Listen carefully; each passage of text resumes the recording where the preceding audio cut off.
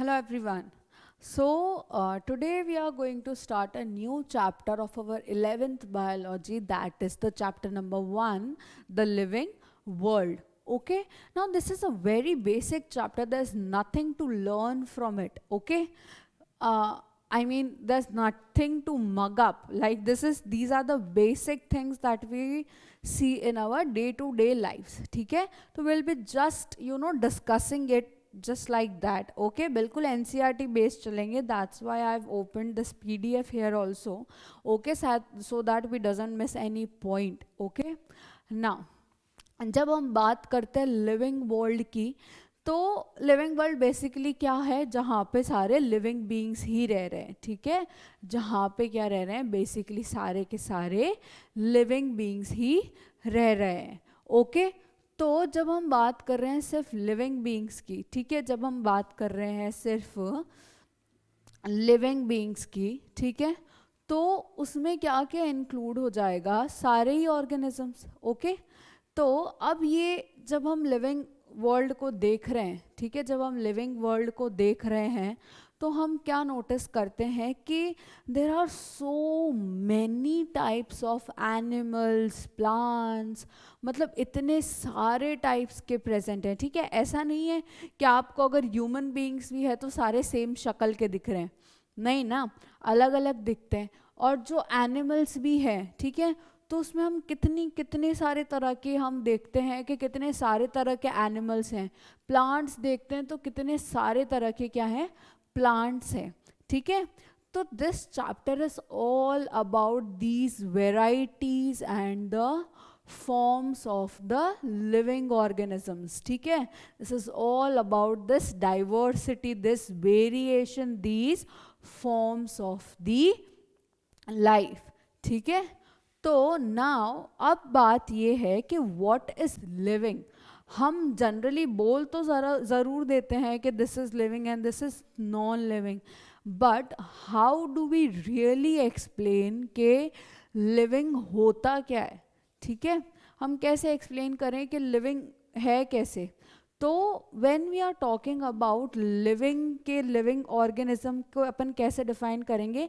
तो there are some things that comes to our mind कि जो रिप्रोड्यूस कर सकता है, ठीक है, जो ग्रो कर सकता है, जिसको कॉन्शियसनेस हो, इन्वायरमेंट की कॉन्शियसनेस हो, वो उसके लिए रिस्पॉन्ड कर सके.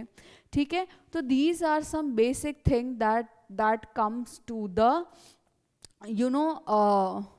आवर माइंड कि भाई ये कुछ बेसिक चीज़ें हैं जो वो ऑर्गेनिज्म करता होगा.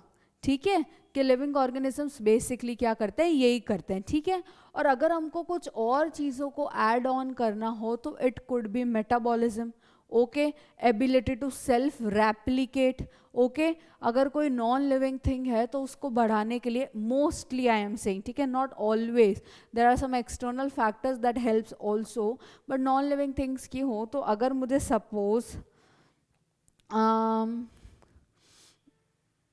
मैं एक किला बना रही हूँ, ठीक है, तो मुझे उसको अगर पाइल अप करना है तो मुझे ही उस पर ईंटें रखनी पड़ेगी ना.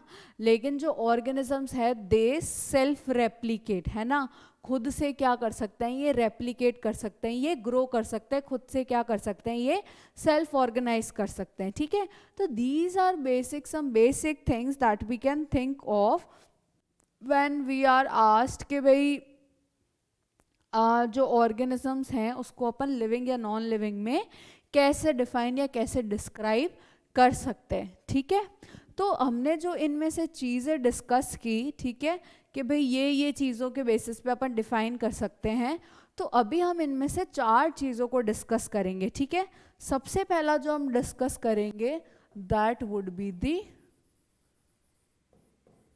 ग्रोथ. ठीक है, that would be the growth, कि क्या हम ग्रोथ को एक एक्सक्लूसिव फीचर समझ सकते हैं to define the living organism? क्या हम उसको एक बिल्कुल एक्सक्लूसिव फीचर समझ सकते हैं कि भाई सिर्फ लिविंग ऑर्गेनिज्म ही क्या कर रहे हैं? ग्रो कर रहे हैं. ठीक है, सिर्फ लिविंग ऑर्गेनिज्म ही क्या कर रहे हैं? ग्रो कर रहे हैं, बाकी नॉन लिविंग तो ग्रो करते ही नहीं है. तो हम कह सकते हैं कि भाई जो भी चीज़ ग्रो कर रही हो उसको हमने कह दिया कि भाई ये क्या है? लिविंग है. ठीक है, तो ग्रोथ का मतलब पहले क्या होता है, ठीक है। ग्रोथ को अपन दो तरह से डिफाइन कर सकते हैं। एक तो क्या हो गया कि इंक्रीज इन मास, ठीक है, इंक्रीज इन द मास, और एक दूसरा क्या हो गया, इंक्रीज इन नंबर, ठीक है। इंक्रीज इन मास को भी अपन क्या कहते हैं, ग्रोथ बोलते हैं, और इंक्रीज इन नंबर को भी हम क्या बोलते हैं, ग्रो करते हैं, ठीक है। सपोज अगर मैं मास में बढ़ी हुई, साइज में भी बढ़ी हुई, तो भी कोई मुझे ये बोलेगा कि यार ये ग्रो कर रही है। हालांकि लेम लैंग्वेज में हम कुछ अलग ही वर्ड बोलेंगे, we all know that, but still it is also considered as a growth which is true, right. लेकिन अगर अपन नंबर में नंबर में बढ़ रहे हैं, ठीक है, अगर अपन यहाँ पे बात करते हैं सेल्स की, ठीक है, तो सेल्स मल्टीप्लाई करके क्या हो रहा है, डिवाइड कर करके बढ़ते जा रहे हैं नंबर्स में, तो उस टाइप को भी अपन क्या बोल रहे हैं, ग्रोथ बोल रहे हैं, ठीक है। तो ग्रोथ कैसी हो गई, दोनों ही तरह की, अगर मास में इंक्रीज हुए तो भी ग्रोथ हुई, और अगर नंबर में इंक्रीज हुए तो भी क्या हुई, ग्रोथ हुई, ठीक है। तो ये ग्रोथ की क्या है, दो कैरेक्टरिस्टिक्स हैं, ठीक है। अगर अपन मल्टी सेल्यूलर ऑर्गेनिज्म की बात करें, ठीक है, अगर अपन मल्टी सेल्यूलर ऑर्गेनिजम्स की बात करें तो उनमें जो ग्रोथ है, इधर लिख लेते हैं, जो उनमें जो ग्रोथ है, ठीक है, वो कैसे होती है, बाय सेल डिवीजन, ठीक है। जो अगर अपन इंडिविजुअल ग्रोथ की बात कर रहे हैं, अपन ये नहीं कह रहे कि पॉपुलेशन ग्रो कैसे की या वो जनरेशन ग्रो कैसे की, वो तो फिर रिप्रोडक्शन से होगा, ठीक है। लेकिन अगर अपन एक इंडिविजुअल पर्सन की बात कर रहे हैं तो उसमें ग्रोथ कैसे होती है, थ्रू द सेल डिवीजन, उसमें ग्रोथ कैसे होती है, थ्रू द सेल डिवीजन, ठीक है। लेकिन अगर अपन प्लांट्स की बात करें, ठीक है, तो वो जो सेल डिवीजन होता है, ठीक है, वो जो सेल डिवीजन होता है वो क्या होता है, थ्रू आउट देयर लाइफ चलता रहता है। जो सेल्स होते हैं प्लांट के ग्रोथ के लिए, they divide continuously through out their life, but in animals it does not occur through out the life, ठीक है। एनिमल्स में ये पूरी लाइफ नहीं चलता। वी ऑल नो कि हमारी जो ग्रोथ होती है वो एक सर्टेन एज तक होती है, ठीक है, वो हमेशा एक सर्टेन एज तक होती है। उस एज के बाद we don't grow and we can not grow, ठीक है। वो ग्रोथ क्या होती है, एक लेवल पे ही होती है, उसके बाद वी कैन नॉट ग्रो, ठीक है। Now, however, cell division occurs in certain tissue to replace lost cells. Remember this thing. I have said for the growth क्या होती है, cell division जो होती है वो हमारी लाइफ में थ्रू आउट द लाइफ नहीं होती, ठीक है। लेकिन क्या होता है कि जो सपोज कोई सेल्स जो हैं या कहीं पे कोई इंजरी वगैरह हो गई, ठीक है, या हमारी बॉडी को कुछ नए सेल्स की ज़रूरत है टू परफॉर्म सम एक्शंस और टू मेंटेन सम एक्शंस, तो वहाँ सेल डिवीजन होगा, वहाँ क्या होगा, सेल डिवीजन होता रहेगा, ठीक है। ग्रोथ नहीं होगी हमारी बॉडी की, लेकिन सेल डिवीजन तो होगा ही होगा, ठीक है। तो दिस इज द थिंग कि ग्रोथ के लिए सेल डिवीजन नहीं हो रहा, लेकिन सेल डिवीजन तो होता ही है हमारी लाइफ में भी, ठीक है। Now the unicellular organisms grow by cell division. Again हम तो रिप्रोडक्शन करते हैं, लेकिन ये क्या करते हैं, सेल डिवीजन ही उनका क्या होता है, नॉर्मल रिप्रोडक्शन होता है, ठीक है। Now one can easily observe this in vitro cultures by simply counting the numbers of cell under the microscope, ठीक है। Now in majority of higher animals and plants growth and reproduction are mutually exclusive events, ठीक है। अब यहाँ पे इसने ये बात क्यों कही है, अभी मैंने आपको कहा कि जो सेल्स यूनिसेलुलर ऑर्गेनिजम्स है, ठीक है, उनके लिए तो ग्रोथ भी वही, रिप्रोडक्शन भी वही, क्योंकि वो अपनी जो जनरेशन है, जो अपना वो टाइप है, उसको वो कैसे बढ़ा रहे हैं, थ्रू द सेल डिवीजन, ठीक है। पहले यहाँ पे एक सेल था, ओके, अब अगर इसको अपनी पॉपुलेशन बढ़ानी है तो इसने क्या किया, रिप्रोडक्शन किया, ठीक है। और इसमें तो टाइप ऑफ रिप्रोडक्शन भी क्या है, सेल डिवीजन ही है, कि इसने खुद को दो में डिवाइड किया तो इसकी ये पॉपुलेशन बढ़ी। अब इन दो सेल्स ने खुद को किस में डिवाइड किया, चार में डिवाइड किया, तो इसका तो रिप्रोडक्शन भी यही है और मीन्स ऑफ ग्रोथ भी यही है, ठीक है।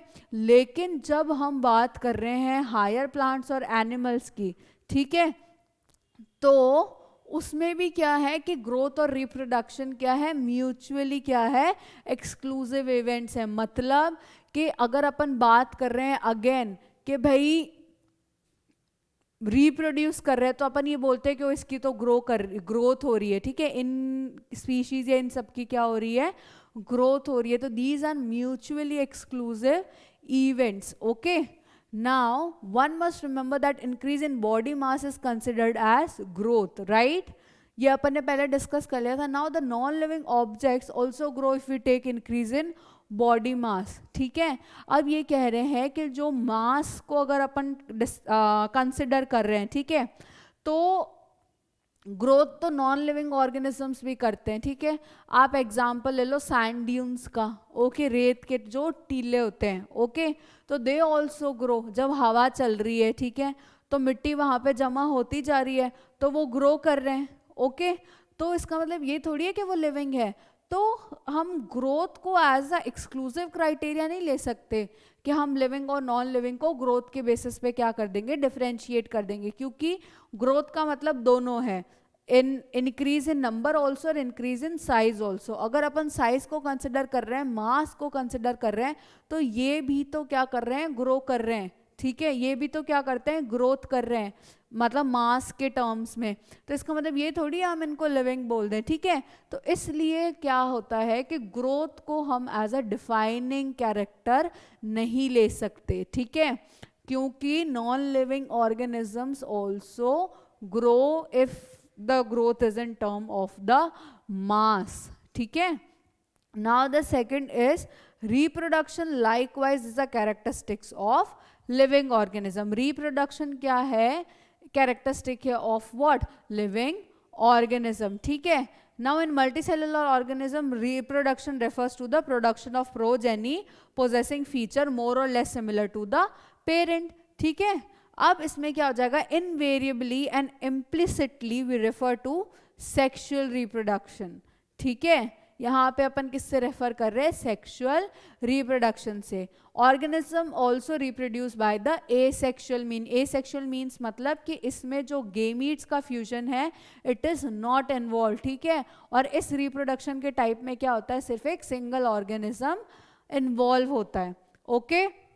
नाउ द फंगाई या fungi multiply and spread easily due to the millions of asexual spores they produce, ठीक है। अब फंजाई क्या करती है, एसेक्सुअल रिप्रोडक्शन करती है, और उसमें जो एसेक्सुअल रिप्रोडक्शन का जो मीन होता है, these are some spores, these are some spores. और ये स्पोर्स क्या होता है, जब रिलीज करती है फंजाई, तो हर एक स्पोर क्या होता है, एक नए फंजाई में कन्वर्ट हो जाता है, ठीक है। In lower organisms like yeast and hydra we observe budding, ठीक है। जो एसेक्सुअल मीन्स है ये उसके एग्जाम्पल दे रहा है, ठीक है। हमने फंजाई में देख लिया कि किससे ये मल्टीप्लाई कर रही है, स्पोर्स से, ठीक है। लेकिन वहीं हम अगर यीस्ट और हाइड्रा को देखें तो they divide by the budding, ठीक है। तो सपोज ये एक हाइड्रा की बॉडी है, ओके, सपोज ये एक हाइड्रा की बॉडी है, यहाँ से क्या निकलता है, एक प्रोट्रूबरेंस निकलता है, यहाँ से एक उभराव निकलता है, ठीक है।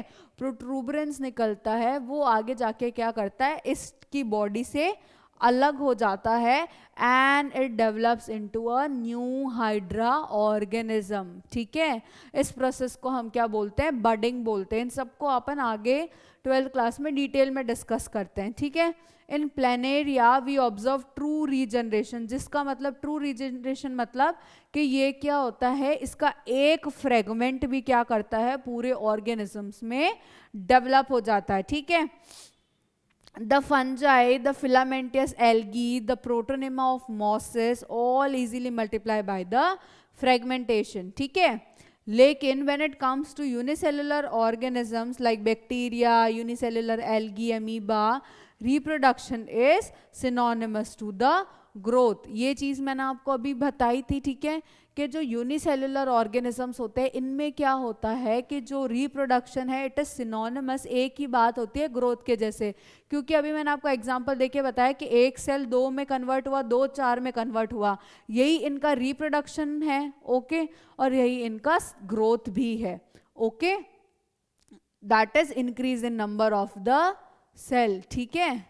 Now we have already defined growth as equivalent to increase in cell number or mass. Okay, hence we notice that in single celled organisms we are not very clear about the usage of these two terms, क्योंकि दोनों क्या है, similar ही है. ठीक है, growth and reproduction. Further there are many organisms which do not reproduce. Okay, अब यहाँ पे जब अपन रिप्रोडक्शन को एक कैरेक्टरिस्टिक्स की तरह ले रहे थे लिविंग ऑर्गेनिजम्स की, तो there are some sterile animals also. Sterile मतलब who can not basically reproduce. Okay, तो उसमें कौन से एग्जाम्पल हो जाएंगे, mules, sterile worker bees, infertile human couples. ये सब क्या होता है, रिप्रोड्यूस नहीं कर सकते. लेकिन क्या इसका मतलब है कि ये लिविंग ऑर्गेनिज्म ही नहीं है? नहीं, these are living but still they can not reproduce. Okay, तो इसलिए reproduction can also not can also not be taken as the defining or exclusive property to differentiate between the living and the non-living, because there are some living organisms that do not reproduce but yet they are living, right?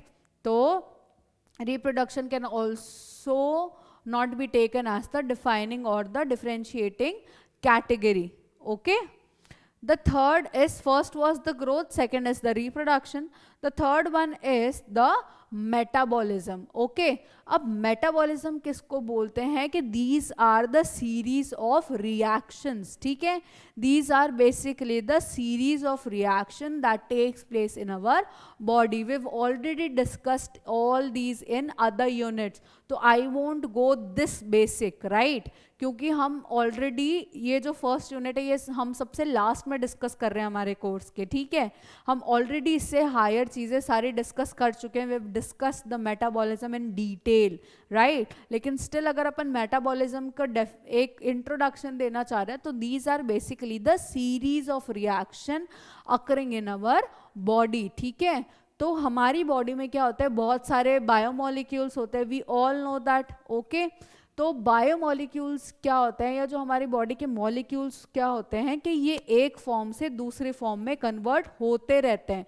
ठीक है, और जब एक चीज का chemical structure change होकर दूसरे में कन्वर्ट होता है, उसको हम क्या बोलते हैं, केमिकल रिएक्शंस. ठीक है, उसको हम क्या बोलते हैं, केमिकल रिएक्शंस. नाउ ऐसी केमिकल रिएक्शंस बहुत सारी होती है हमारी बॉडी में. ठीक है, there is a series of chemical reactions, एक से दूसरा बना, दूसरे से तीसरा बना.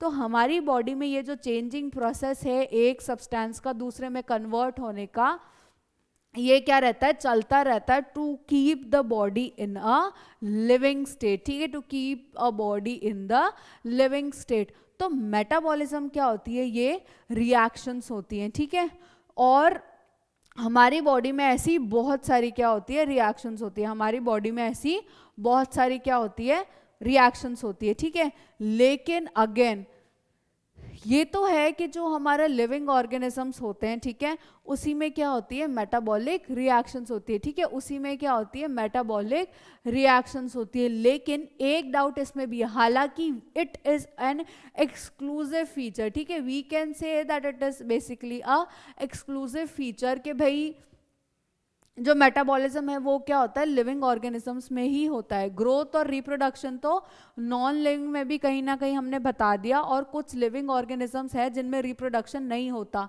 तो हम उसको एक एक्सक्लूसिव प्रॉपर्टी नहीं बताते. लेकिन हर एक लिविंग ऑर्गेनिज्म में मेटाबॉलिक रिएक्शंस टेक्स प्लेस, चाहे वो छोटे से छोटा ऑर्गेनिज्म हो या बड़े से बड़ा ऑर्गेनिजम्स हो. तो ये तो तय है कि भाई मेटाबॉलिक रिएक्शंस जो होती है वो क्या होती है, सिर्फ लिविंग ऑर्गेनिजम्स में होती है, नॉन लिविंग ऑर्गेनिजम्स में मेटाबॉलिक रिएक्शंस नहीं होती. बट इसमें क्या एग्जांपल आ जाता है, इसमें क्या ट्विस्ट आ जाता है कि भाई जो इन विट्रो जो रिएक्शंस होती है, इन विट्रो मतलब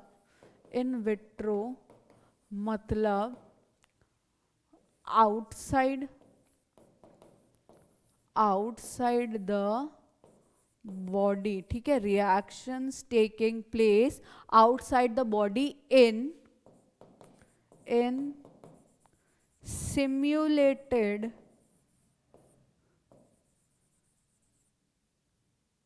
conditions as that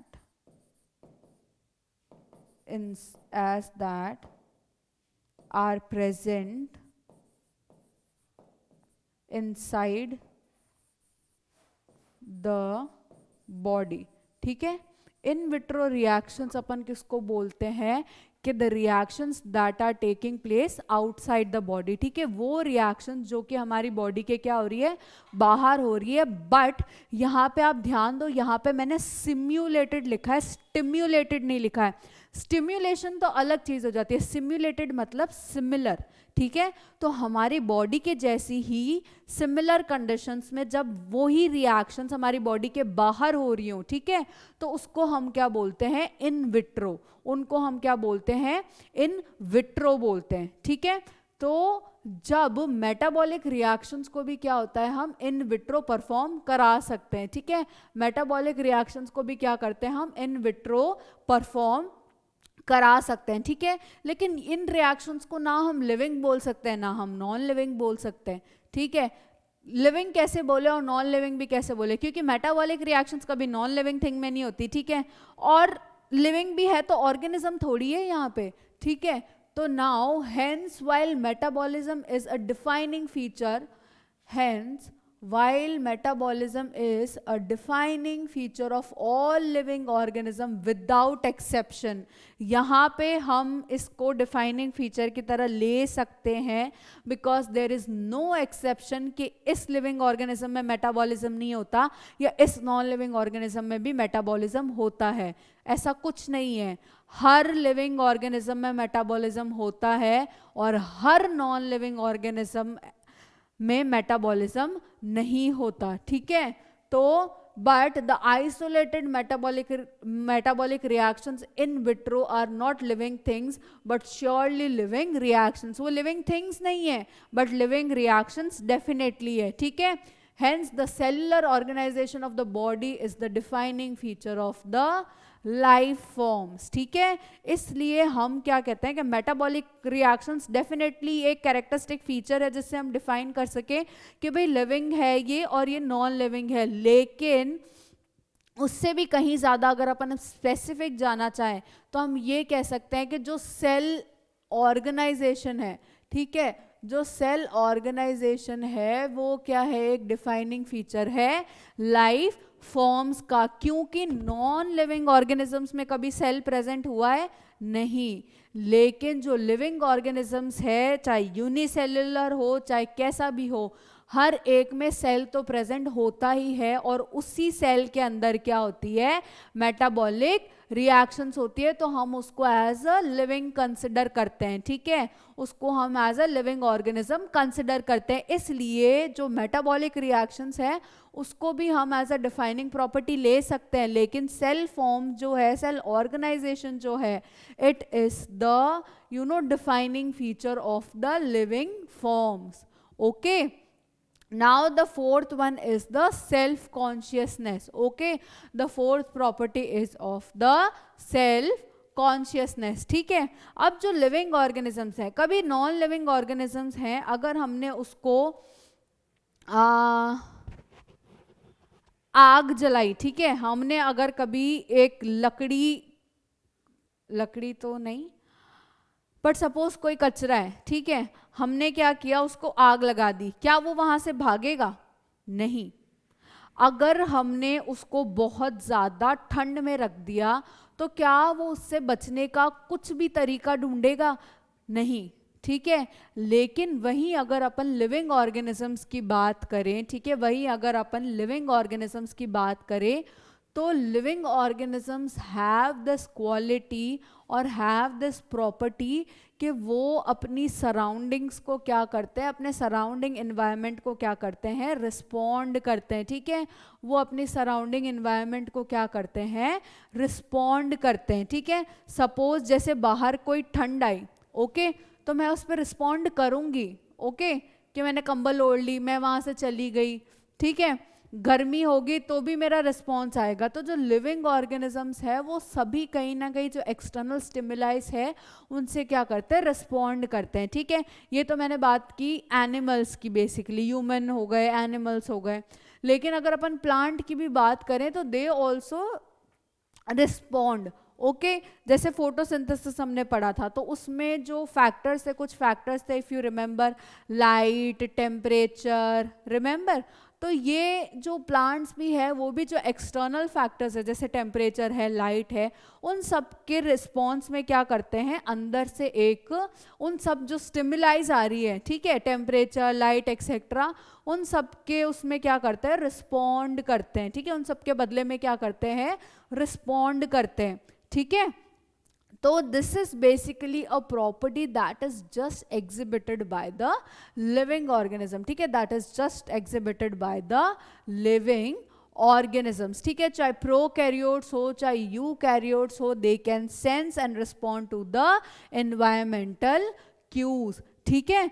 तो सभी ऑर्गेनिजम्स जो हैं वो, अच्छा एक लाइन है यहाँ पे मैं बिल्कुल इसी लैंग्वेज में पढ़ूंगी, all organisms handle chemicals entering their bodies, all organisms therefore are aware of their surroundings, ठीक है, सब के सब एनिमल्स जो हैं, ठीक है, all organisms therefore are aware of their surroundings, ठीक है, उन सबको पता है कि भाई वो जो सराउंडिंग से जो स्टिमुलाई आएगी, ठीक है, उसके लिए हमको रिस्पॉन्ड कर रहा है, मतलब एक्शन रिएक्शन वाला रिश्ता है, ठीक है, कि कुछ होगा तो वो रिस्पॉन्ड करेंगे, उस एनवायरनमेंट के रिस्पेक्ट में वो क्या रिस्पॉन्ड करेंगे, लेकिन लेकिन ह्यूमन बीइंग्स, इसको रेड से कर लेते हैं, human beings is the only organism who is aware of himself, that is the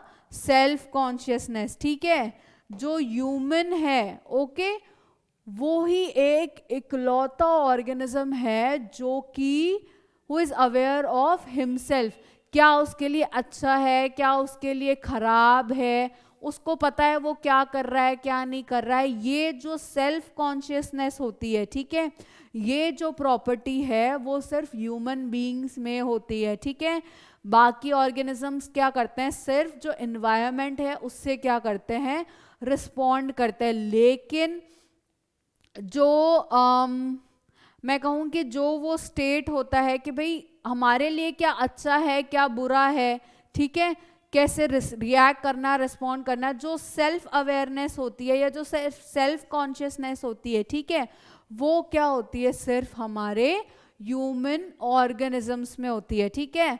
consciousness therefore becomes the defining property of the living organisms, ठीक है, consciousness therefore becomes the defining property of the living organisms, ठीक है, हालांकि this is the living organisms की property, ठीक है, लेकिन again जब अपन कॉन्शियसनेस की बात कर रहे हैं, ठीक है, तो उस केस में फिर अगेन एक एक्सेप्शन आ जाता है या एक डाउट आ जाता है कि भाई जो कोमा में पेशेंट्स होते हैं, ठीक है, हम उनको क्या बोलते हैं, basically they our brain dead, हम उनको कुछ भी कर ले वो रिस्पॉन्ड नहीं करेंगे वापस, है ना, तो उन पेशेंट्स को हम क्या कंसिडर करें, लिविंग या नॉन लिविंग, ठीक है, तो ये डाउट्स ये एक्सेप्शंस कहीं ना कहीं क्या है, प्रेजेंट हैं ही, okay.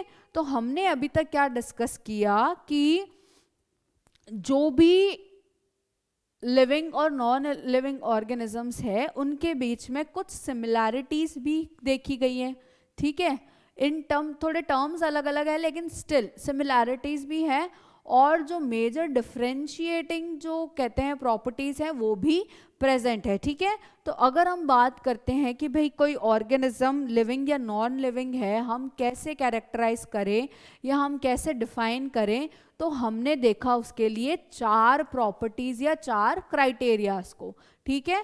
First one was the growth, okay, second one was the reproduction, third one was the metabolism, and fourth one was the consciousness, ठीक है।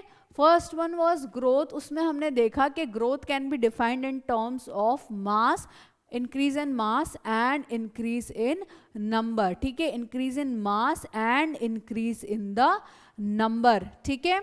तो हमने देखा कि नंबर तक तो स्टिल ठीक है, लेकिन जब अपन मास की बात करते हैं तो the non living organisms also shows increase in the mass. That is, जैसे अपन ने सैंड ड्यून्स का एग्जांपल लिया था कि जब हवा चलेगी तो और मिट्टी अगर आके उस पर लगेगी तो सैंड ड्यून्स के साइज विल इंक्रीज, लेकिन that doesn't mean that it is a living organism, है ना। तो that's why we can not consider the growth as the defining or the characteristic property of the living organisms, ठीक है। Second was reproduction. Okay, so reproduction was basically thought as a characteristic property of the living organisms, but there are some living organisms like the mules, the sterile honeybees, the infertile human couples that cannot reproduce basically, but they are living organisms, right?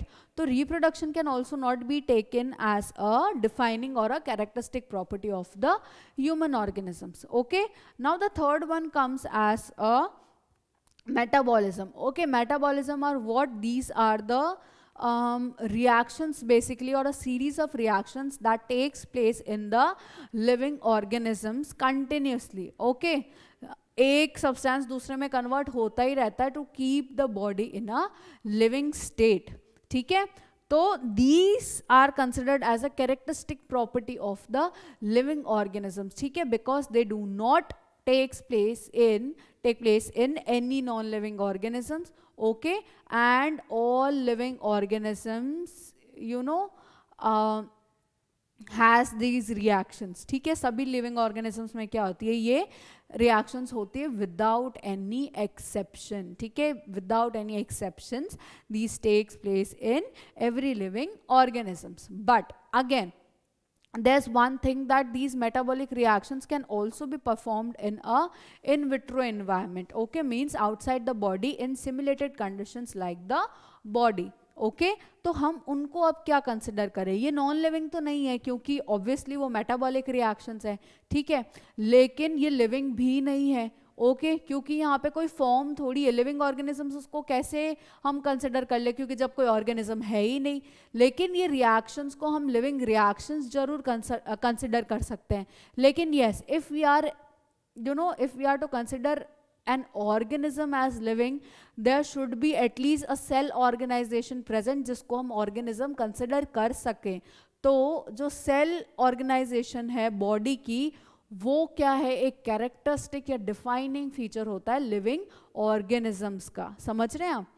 Fourth one is the consciousness, कि जो भी living organism है सभी ना सभी क्या होते हैं, सभी कहीं ना कहीं क्या होते हैं, रिस्पॉन्ड करते हैं टू देयर सराउंडिंग एनवायरनमेंट, ठीक है, चाहे प्लांट्स हो चाहे एनिमल्स हो कुछ भी हो, ठीक है। लेकिन human beings are the only organisms who are aware of themselves or have the self consciousness property, ठीक है। तो जो कॉन्शियसनेस है therefore becomes the defining property of the living organisms. But yes, there's a doubt still present, ठीक है, कि जो coma patients होते हैं they are not aware of themselves, right? They doesn't have that consciousness कि वो अपने सराउंडिंग से अवेयर नहीं होते, उनके आसपास क्या हो रहा है, वो किसी चीज़ से रिस्पॉन्ड नहीं कर सकते, वो तो मशीन पे जी रहे हैं बस। ओके, तो ऐसे पेशेंट्स को हमको क्या कहना चाहिए, लिविंग या नॉन लिविंग? ओके, तो एक्सेप्शंस तो होते ही हैं, जहाँ बायोलॉजी है, जहाँ लिविंग बीइंग्स है, वहाँ एक्सेप्शंस होंगे ही होंगे। नॉन लिविंग में भी होते हैं तो लिविंग में तो होंगे ही। Okay, so this is basically the phenomena on which we can consider a person as living or an organism or a structure as living or non living, ठीक है। One more thing that we are going to discuss is the emergent properties, ठीक है, emergent properties, ठीक है।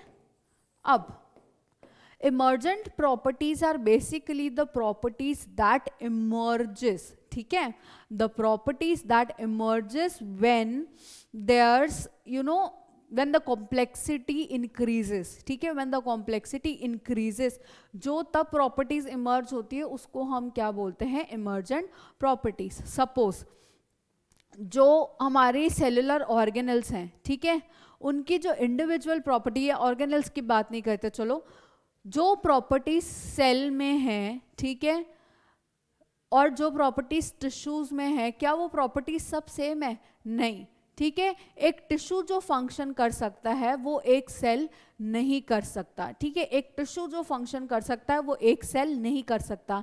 लेकिन जब हम बहुत सारे सेल्स को मिला दें, ठीक है, तो वो क्या बनता है? एक टिश्यू बनता है, ठीक है। और वो मिलके क्या करता है? एक टिश्यू बना के जो फंक्शन परफॉर्म कर सकता है, वो प्रॉपर्टीज एक इंडिविजुअल सेल में नहीं प्रेजेंट होती, ठीक है। तो ये जो प्रॉपर्टी जो एक इंडिविजुअल सेल में नहीं थी लेकिन एक ग्रुप ऑफ सेल मतलब एक टिश्यू में प्रेजेंट हुई, एक इमर्ज हुई एक property, these are known as basically the emergent property, ठीक है। एज द कॉम्प्लेक्सिटी इंक्रीजेज और as the complexity of the structure increases, ठीक है, वैसे वैसे क्या होती है? कुछ इमर्जेंट प्रॉपर्टीज भी क्या होती है? ऑर्गेनिज्म में आती रहती है, ओके। तो these are basically the emergent properties. If you remember, हमने इकोलॉजी में एक चीज पढ़ी थी, ये इससे कोई लेना देना नहीं है, I am just trying to explain, ठीक है, कि कुछ क्राइटेरिया ऐसे होते हैं जो सिंगल ऑर्गेनिजम्स नहीं एग्जिबिट करते, लेकिन when we are talking about the group of organism they exhibit that particular property, ठीक है। हालांकि जो भी मैं एग्जांपल दे रही हूँ वो प्रॉपर्टी नहीं है, लेकिन स्टिल एक एग्जांपल है आपको समझाने के लिए कि एक इंडिविजुअल में हमने पढ़ा था कि वहाँ क्या होती है? या तो बर्थ होता है या डेथ होती है। एक इंडिविजुअल की जब बात करेंगे तो उसका या तो बर्थ हो सकता है या डेथ हो सकता है। लेकिन if we are talking about a population basis, population है क्या? ग्रुप ऑफ ऑर्गेनिजम्स ही तो है ना। तो उसमें क्या हो जाएगा? ग्रोथ रेट और डेथ रेट हो जाएगी, ठीक है। तो रेट एक ऑर्गेनिज्म के रेस्पेक्ट में अपन बात नहीं कर सकते, है ना, कि how many numbers of organism are dying in a particular period of time. We cannot say that. एक ऑर्गेनिज्म है तो वो इस तारीख को मरा, बात खत्म, है ना। तो there are some properties, we'll take this here.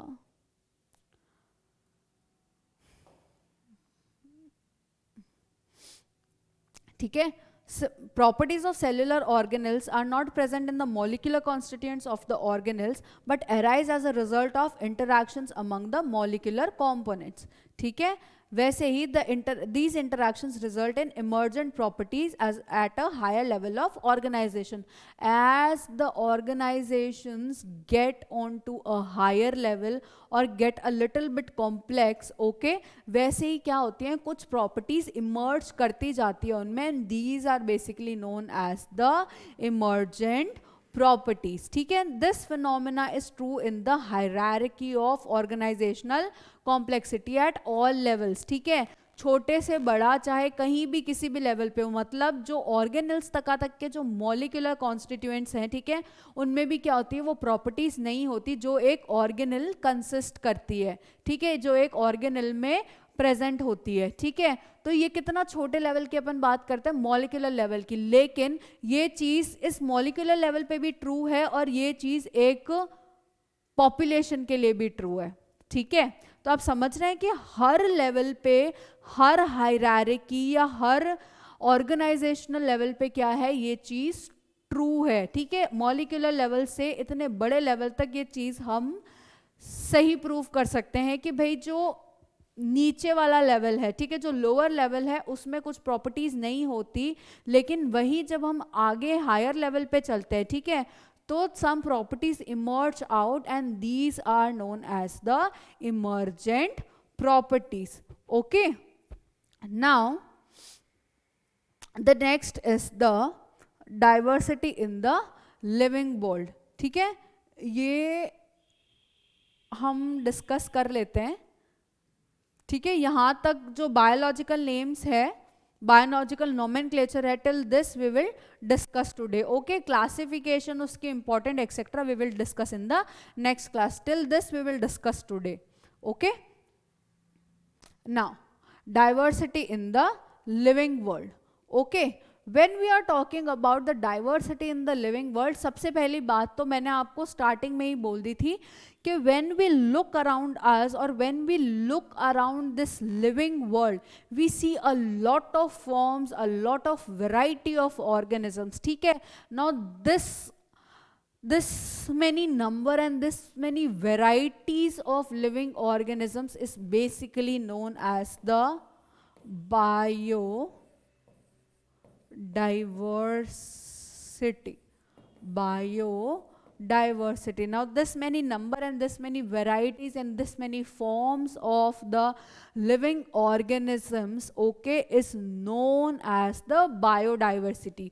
और अगर इस टर्म को अपन सिंप्लीफाई करें, ये हम इकोलॉजी में पढ़ चुके हैं, लेकिन बायो मीन्स लिविंग, ठीक है, and diversity basically means forms या वेराइटीज कह सकते हैं हम, ठीक है। तो इसका सिंपल टर्म क्या है कि different types of living forms, ठीक है, different types of living varieties. तो this is basically known as the biodiversity. अब इसकी एक खास बात है, जितना आगे बढ़ते जाओगे उतनी ही आपको फॉर्म्स मिलती जाएगी, ठीक है।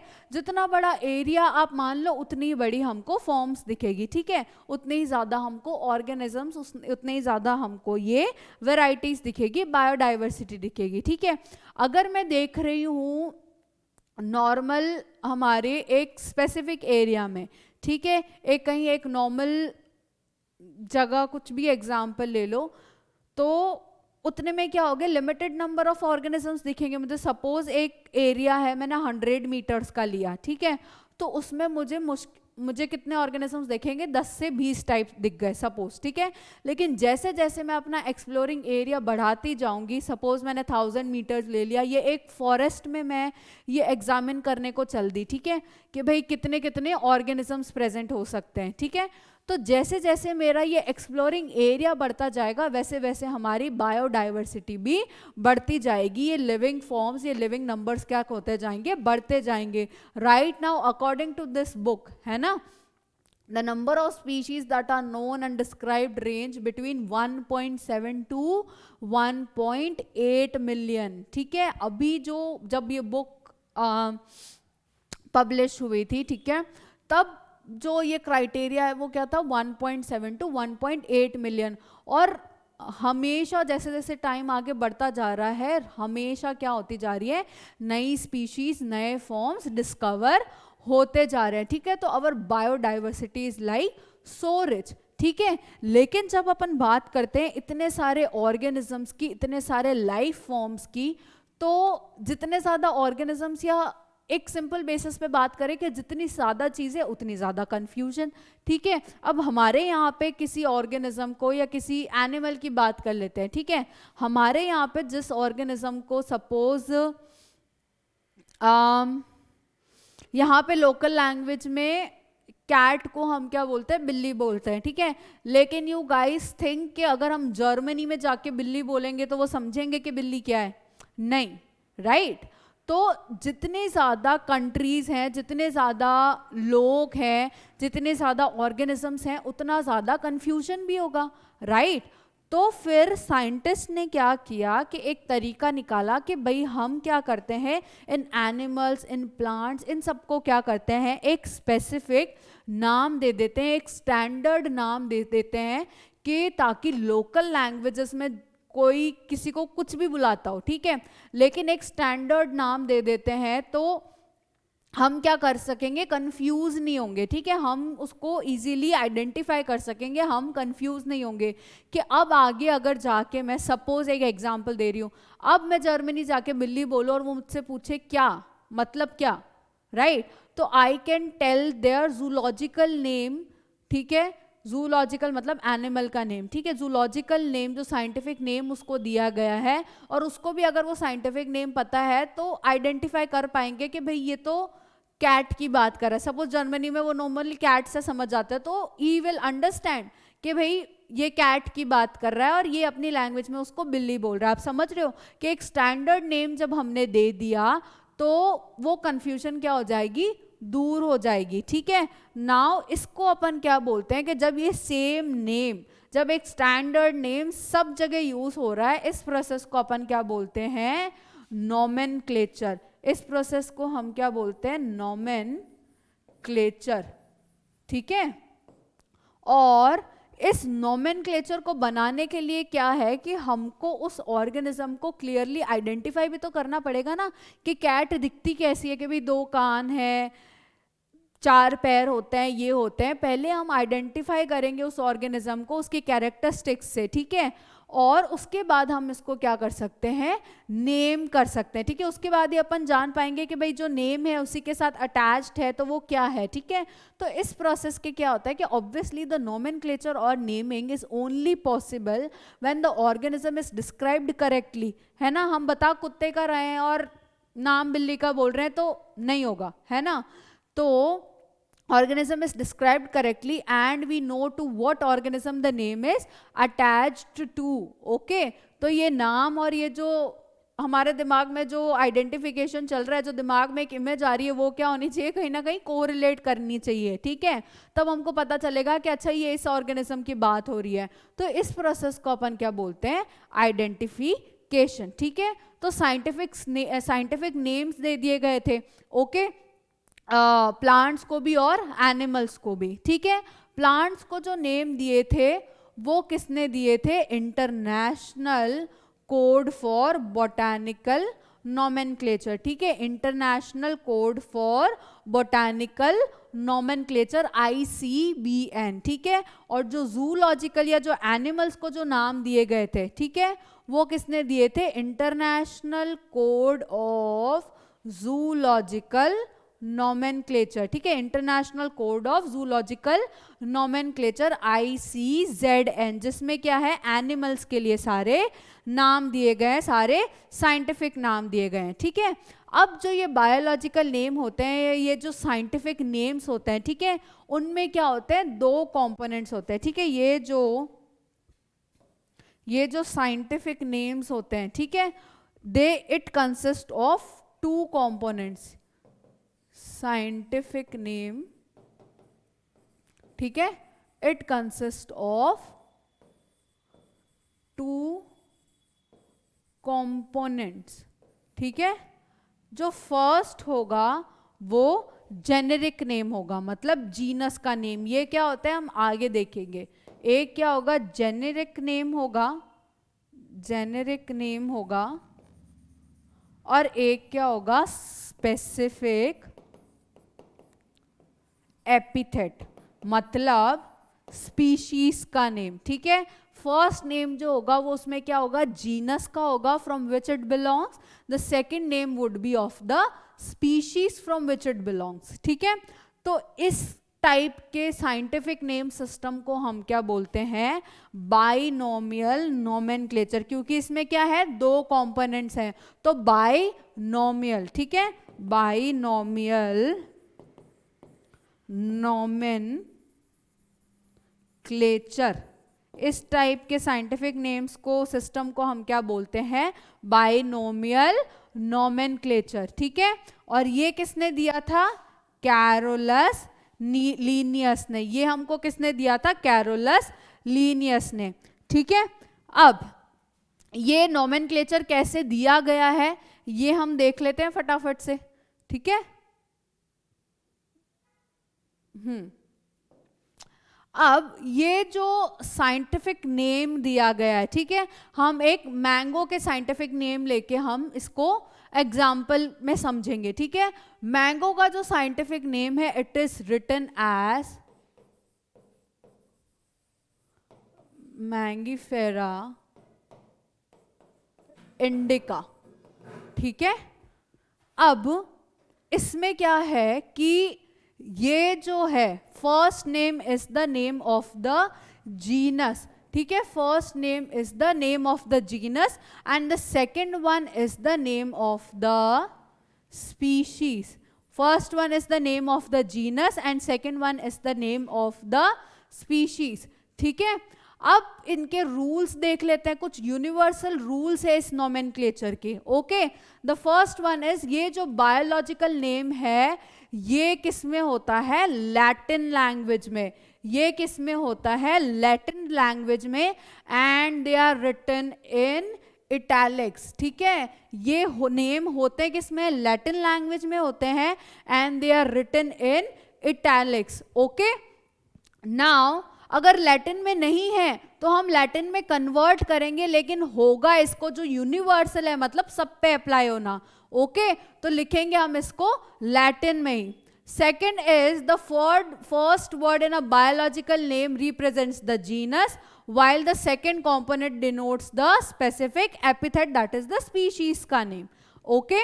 The third one is both the word in a biological name when handwritten. ठीक है, अगर कंप्यूटर से लिखा है तो आप इटैलिक्स में लिख दो, लेकिन अगर इटैलिक्स ऑब्वियसली हम हैंड राइटिंग में नहीं लिख सकते, right?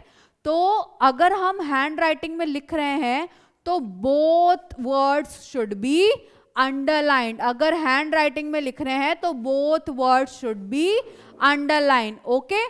And the fourth and the last point is the first word denoting the genus starts with the capital letter. Can you see the M is capital? Okay, so in the first word the first letter would be capital, that is the genus name. Okay, and in the second word, that is the species ka name, in that the first letter would be small. Okay, so these are the universal nomenclature rules. Okay, the first one is the names are in Latin and they are supposed to be written in italics when printed, and when we are writing it with our hands, right, तो उस case में क्या करेंगे, हम इसको underline करेंगे. Species का जो नेम है उसमें जो फर्स्ट वर्ड होगा that would be small, and जो जेनेरा का नेम है उसमें जो फर्स्ट वर्ड होगा कैपिटल लेटर में लिखेंगे हम उसको. Okay, so these are basically the universal nomenclature rules. Okay, and जो साइंटिस्ट है, ठीक है, जिसने इसको दिया होगा, ओके, तो हम उसको स्मॉल एब्रीवेशन में इसी नाम के पीछे लिखेंगे. सपोज लिनियस ने इसको दिया था, ठीक है, तो इस नाम के पीछे हम स्मॉल एब्रीवेशन में LINN लिख देंगे. ठीक है, कि भाई इसको किसने दिया था, लीनियस ने दिया था. ठीक है, so this is basically our binomial nomenclature in which the scientific names of the plants or the organisms are given. Okay, the rest of the part we will discuss in the next class, and this is all for the today's class. Thank you.